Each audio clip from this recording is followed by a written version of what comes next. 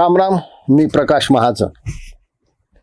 मी काल या देशातले ज्येष्ठ नेते माननीय शरद पवार साहेब यांच्यावर एक व्हिडिओ केला होता आणि त्या व्हिडिओमध्ये बऱ्याचशा प्रतिक्रिया फार चांगल्या आल्या, पण काही शरद पवारची जी भक्त मंडळी होती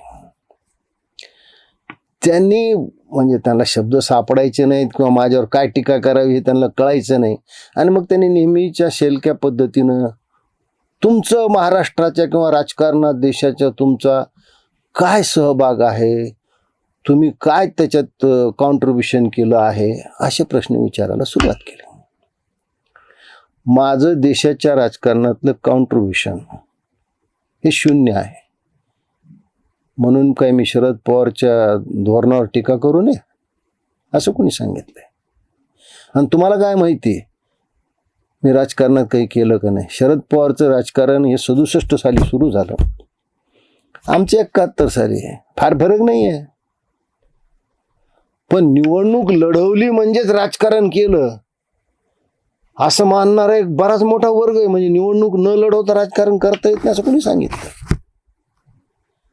आता आम्ही का निवडणूक लढवली नाही? तर मी जातीनं ब्राह्मण असल्यामुळं ब्राह्मणांनी निवडणूक लढवणे साधारण एक समज होतात. मी ज्या ग्रामीण भागात राहतो तिथं तर हा विचार करणं सुद्धा अवघड. एकदा हा प्रयोग केला कॉलेजला, CRला उभं राहिलो होतं, फार वाईट हाल झाले. मग मला सांगा, मी निवडणूक लढवली नाही म्हणजे मी राजकारण केलं नाही, माझा काही सहभाग नाही असं कोणी सांगितलं? अहो, हेच शरद पवार गृहराज्यमंत्री होते त्यावेळेस मराठवाड्याचे विद्यार्थ्याचं आंदोलन झालं तर माझा सक्रिय सहभाग होता. लाट्या खाट्या खाल्लेत आम्ही, कस्टड्या भोगल्यात. अजूनही माझे सहकारी त्या आंदोलनातले आहेत. हे शरद पवार महाराष्ट्रात मंत्री असताना आणीबाणी विरुद्ध आम्ही लढा दिलाय, आणीबाणी जेल भोगली आहे. अजून काय सहभाग पाहिजे? कित्येक आंदोलनात आम्ही सहभागी झालेलो आहोत. शरद पवारसारखं कधी स्वार्थाचं किंवा सत्तेचं राजकारण केलं नाही आम्ही. म्हणून काय आम्ही शरद पवारवर टीका करायची नाही? शरद पवारनं महाराष्ट्राला काय दिलं? अलीकडच्या काळात शरद पवारनं जे दिलंय पहिलंही काही दिलं नव्हतं. अरे या महाराष्ट्राला पाठीत खंजीर खुपसणं काय हे शरद पवारमुळं कळालं, हे आमच्यामुळं नाही कळालं. हे शरद पवारचं राजकारण. भ्रष्टाचार हा शरद पवारच्या काळात बोकाळला होता. या शरद पवारनं दुसऱ्या कुणी स्थापन केलेली रयत शिक्षण संस्था, साखर महासंघ, महाराष्ट्र सहकारी बँक कशा ताब्यात घेतल्या याच्या सुरस कथा आहेत. हा, हेच संरक्षण मंत्री असताना संरक्षण खात्यातल्या काही जमिनी विकायला काढल्या होत्या. हे का लोकांना माहित नाही काय? या शरद पवारनं राष्ट्रवादी स्थापन केल्यानंतर या महाराष्ट्रात किती जातीवाद बोकाळला हे तरी मी शरद पवारवर बोलायचं नाही. मी मागं सुद्धा एकदा सांगितलं होतं. एक फार मोठे पत्रकार होऊन गेले जगन फडणवीस, यांचं पुस्तक आहे शरद पवार धोरणे आणि परिणाम, मेहता पब्लिकेशन कोल्हापूर. पुस्तक सापडत नाही, यांनी गायब केलं. आम्ही शरद पवारवर बोलायचं नाही?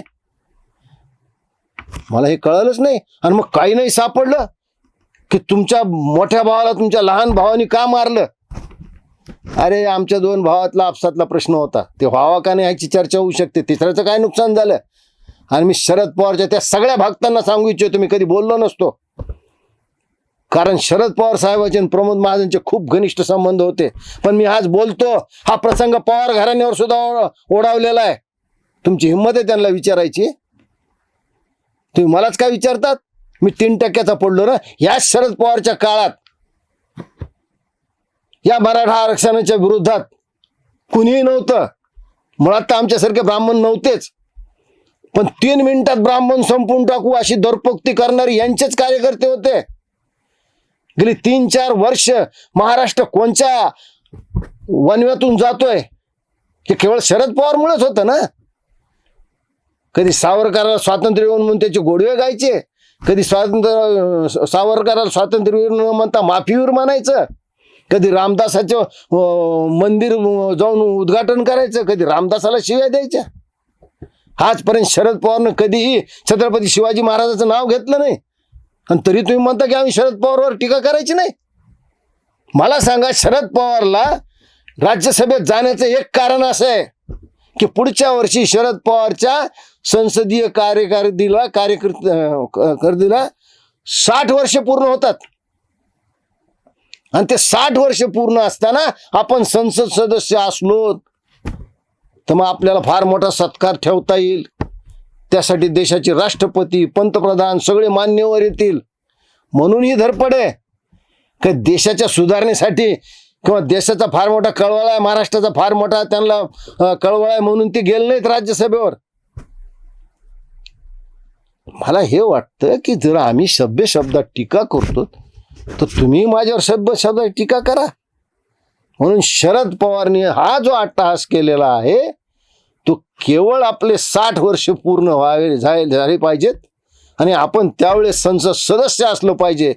म्हणून अक्षरशः जसे घरात जुने म्हातारे ब्लॅकमेल करतात की नाही, अन्न सोडून देतात, विहिरीवर पाय धरून बसतात, उडी मारतो म्हणतात, त्या पद्धतीनं सगळ्याला ब्लॅकमेल करून हे सांगितलं की महाविकास आघाडीने जर दुसरा उमेदवार उभा केला तर तो पडेल, माझ्याशिवाय दुसरा कोणी नाही आहे.